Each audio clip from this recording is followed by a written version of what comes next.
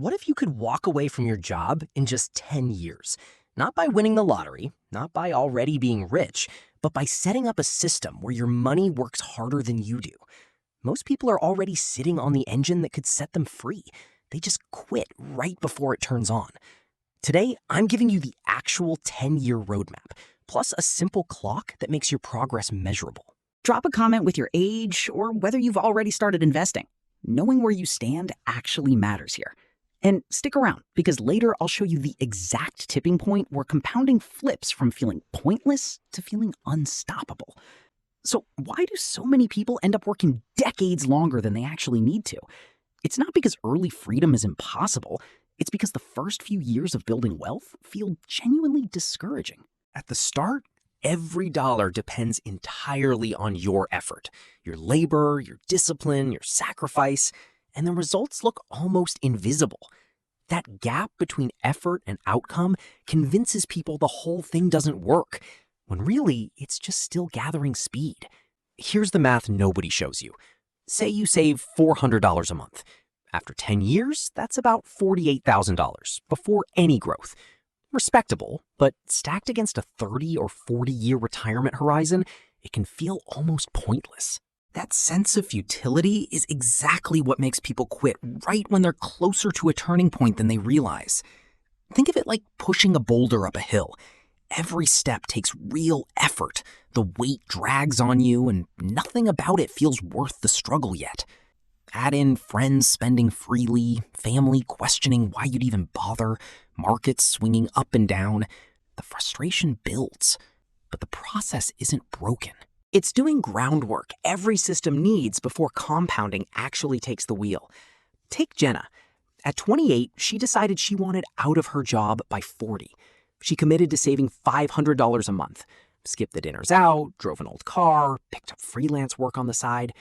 3 years in, she had just under $20,000. To her, all that sacrifice for such a small number felt almost pointless. Everyone around her seemed to be enjoying life, while she watched a balance that looked trivial.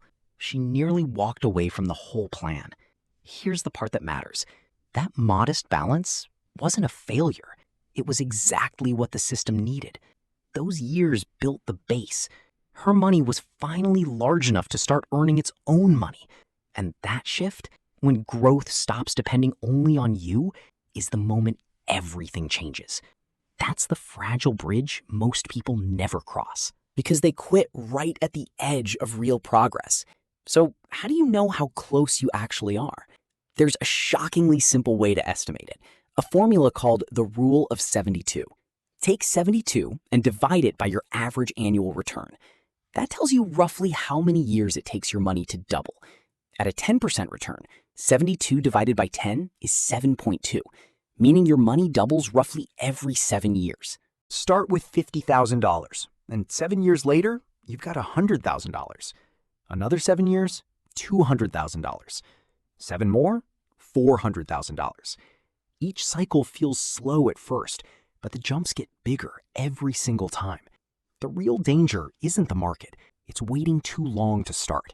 Missing just one doubling cycle can add years, sometimes an entire decade to your timeline. And the cycles compound on each other. Stack 4 of them from that same $50,000 starting point, and you're near $800,000. Let it run one more cycle, a 5th one, and it clears $1 million. That's the math that lets people do in 2 or 3 decades what most people spend 40 years chasing. Not because they earned more, but because they captured more cycles. Take Tyler.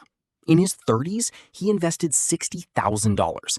7 years later, consistent returns had it around $120,000. Felt almost unreal because those years crawled by slowly. Then, the next cycle doubled it again to $240,000. And his effort hadn't changed at all. He wasn't working more hours or saving more aggressively. The system itself had started accelerating, and his growth was now outpacing what he personally put in. That's the exact moment compounding flips from frustrating to exciting. But knowing the clock exists only gets you so far.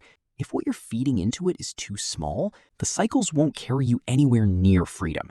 they'll just double small numbers into slightly less small numbers. Which means the real challenge isn't the formula, it's fueling it properly. That's where offense and defense come in. Offense means growing how much money flows into your system. Promotions, new skills, a side income. Defense means keeping your lifestyle flat while your income grows, so the gap between what you earn and what you spend becomes pure investing fuel. Here's the difference it makes. Someone earning $4,000 a month, saving 10%, ends up around $77,000 after a decade. Someone earning $10,000 a month, but still living on the same $3,600 lifestyle they always had, same starting point, same discipline, ends up over double that, around $193,000. Not because they got lucky, because they played offense and defense at the same time. A simple experiment. For the next year, every raise or bonus goes straight into investing before it ever touches your spending account. Every new dollar either joins your team or disappears into things you don't really need. Now, to make growing contributions actually last, you need structure. Not just a pile of savings, but something built like a machine. 3 layers. Growth assets, index funds, and select growth stocks are the engine pushing you past inflation. Income producers, dividend stocks, REITs, rental income, pay you even when markets swing, so you're never forced to sell your core holdings during a downturn.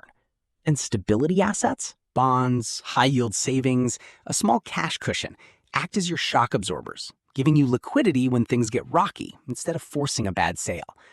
One piece people usually skip here, setting aside a small slice of that stability layer in a different currency or international market. It's not about chasing better returns, it's making sure a downturn in one country's economy doesn't wipe out years of progress in yours. Even after you reach freedom, reinvest 10 to 20% of whatever passive income you generate, so your wealth keeps outpacing inflation instead of quietly shrinking. That's the whole machine. Growth to build, income to sustain, stability to protect. The framework itself isn't complicated. The real test is sticking with it long enough for the results to actually show up. So here's what this means for you right now. Start as soon as you possibly can.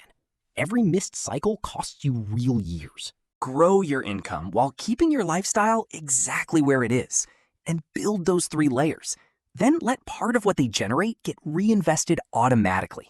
Every dollar you invest today is a silent worker that never clocks out, never asks for a raise, and never calls in sick. Every raise or new income stream you protect is really just hiring another one of those workers. Let lifestyle creep eat that raise, and you're sending the worker home before it ever contributes anything. Assign it to your investments instead, and it stays on the clock forever, quietly compounding whether you're paying attention or not. Calculate what you can realistically invest each month and commit to one 12-month experiment. Every raise, every bonus, go straight into that system. Drop a comment with your target retirement year. It's one small move today, but it sets up everything that comes after it.